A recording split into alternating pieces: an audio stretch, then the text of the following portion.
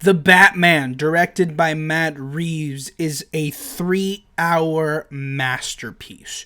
And that, which I obviously it means that comes with a little bit of bias, that comes from a huge Batman fan. Let's talk about it. I want to start off by saying that the movie is just visually stunning. From beginning to end, every shot just looks beautiful. From Gotham itself to the characters interacting with each other to the Batmobile itself, everything looks stunning. I felt there were a lot of moments in this movie where if I just took a snapshot of it, I could put it on a poster in my room and it would look amazing. So visually, the cinematography here is quite outstanding here. The music in this movie is quite entertaining, and I rarely talk about music because it's not something that I just pay attention to a lot, even though I am a musician. I don't tend to listen to soundtracks that often, but the music in this movie was really fun to listen to, I love the Batman theme itself, it feels dark yet intense at the same time, the mix of the violins and the trumpets and the drums just work well together, and it's used throughout the entire movie. Specifically, I enjoyed it when it was used in the car chase scene that we're going to talk about in a little bit. But that scene where Batman was chasing the Penguin, that song was used, and it was just so well, with drums and intense violins. It was just really awesome. Now, to talk about the movie itself a little bit, about the story and some of the themes that we see here, I really love how it feels like a detective movie, yet it doesn't let go of what makes a Batman movie a Batman movie. We see the characters, and we see a lot of Batman isms, if you will, that make this movie original, even though it's a story that we have seen before in films like Zodiac or Seven. Speaking of which, I really appreciated this whole Batman hunting for the Zodiac killer type thing, but just substitutes the Zodiac killer for the Riddler. It was awesome. It was intense throughout the entire movie, from beginning to end. There's this genuine, just uncomfortable feeling that you have because you don't know what the Riddler's gonna do next. You don't know who he's gonna get next, and most of all, you don't know how he's gonna do it, and it genuinely feels uncomfortable. And in this case, it's a good thing, Also, I love that in this movie, you can see the criminals are afraid of the Batman. There's a very interesting sequence in the beginning of the film where we see that fear in the eyes of the criminals. I don't want to spoil it because I want you to experience yourself if you haven't yet. But if you've seen the movie, you know what I'm talking about, the coming out of darkness thing. It is so visually stunning, and it made me feel, as a Batman fan, super excited to see that in the screen. That attention to detail, that yes, the criminals in Gotham City are deadly afraid of the Batman because they never know where he's going to come out of, right? Now we got to talk about the elephant in the room, or I guess in this case, the bat in the room. Pattinson himself, Robert Pattinson as the Batman, was, in my opinion, really awesome. I appreciated how that portrayal that they had for the Batman in this movie. One of the things that I enjoyed a lot was the fact that it was a younger Batman. He's only been at it for 2 years, and you can tell by the way he treats criminals, by the way he goes about a case, solving a mystery.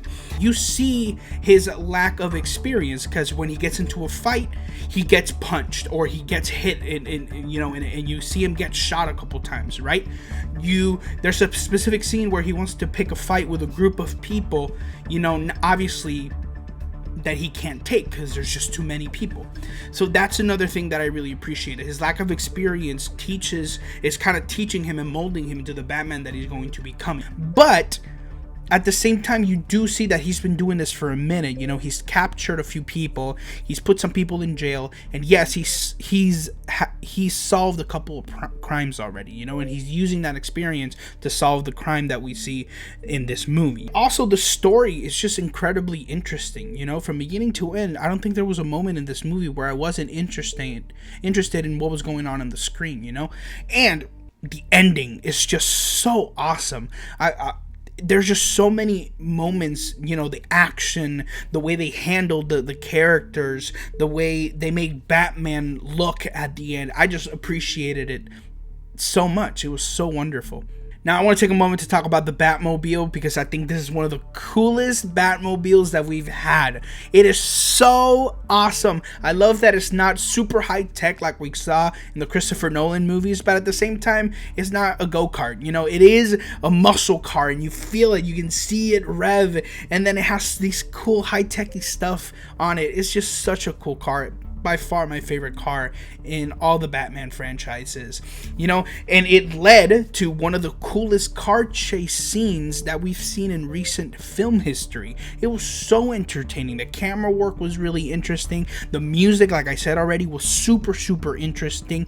The intensity of the scene was felt hardcore. That was one of the best moments of the movie, and the trailer doesn't even begin to give it justice. If it looks cool on the trailer, imagine how it looks like on the actual scene. It is 10 times better, you know. And they do this really interesting what's it called, upside down shot when Batman catches the Penguin, because you see that in the trailer. It's not really a spoiler, where he's kind of walking upside down to make him look like a bat. I thought that was super awesome. Now I want to take a moment to talk about the characters, because the characters in this film, for me, felt perfectly cast, you know? I want to talk about the big people here, like the Riddler by Paul Dano. I thought he was a perfect casting, and I also appreciated the darker take on the Riddler. You know, he's normally portrayed as a more sane character, but still kind of compulsive and still into this whole idea of wanting to prove that he's smarter than Batman. But at the same time, you know, this movie made him just completely unhinged. You know, you can see that he is broken mentally.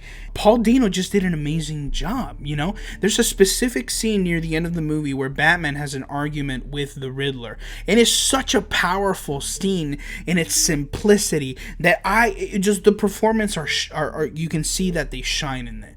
You can see that they were casted perfectly for that. It was a wonderful scene. The Penguin by Colin Farrell was just brilliant. The makeup was so good that you can't even tell it's Colin Farrell. The mannerisms, the voice, it was just so Oswald Cobblepot. He got it perfectly on the nose. I thought he was one of the coolest Penguins that we've seen in a long time. And finally, Catwoman. I thought Catwoman by Zoe Kravitz was so awesome. You know, I love how she portrayed the character. I love that they explored the relationship between her and Batman.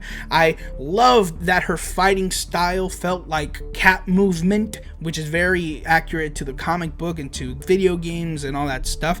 And I appreciated the connection that they had between another big character that they don't mention in the trailers for the movie, so I don't want to say who it is, but they mention a connection in backstory between Catwoman and another character that I really appreciated.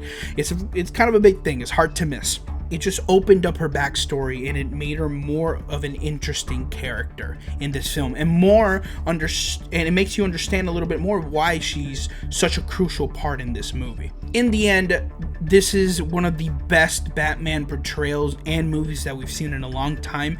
It is 3 hours, but you barely feel it because every scene is done with purpose, with intensity, with drama, with action, and with amazing performances. This film is amazing, and it's gonna be one of the highlights of the year. I can already tell.